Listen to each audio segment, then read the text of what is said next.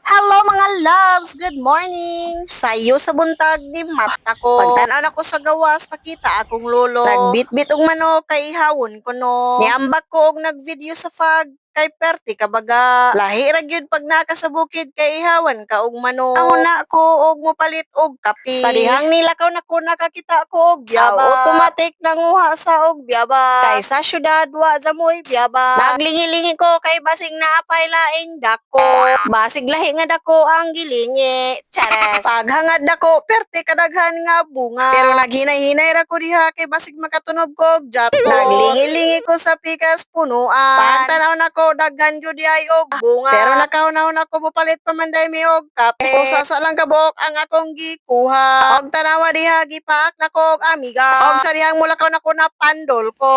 Kay layo man og palitanan og kape. Nagbaktas pa ko og perti kalayo. While gabaktas ko gakaon-kaon ko og bayabas. Kalasangan day na akong giagian. Palgalakaw ga sige og panabi. Sa wakas na nagyud mi sa kalsada og wala man ko'y nakitaan nga tindahan. Ambot asa pa mi makakita kay na may pandesal nga ning labay ni palit sa ami. Udto na pero garabi ang fag perte katugnaw baga pa kaayo. Ambot asa ang tindahan ani. Na ang titindahan nga dool pero wala may tawo.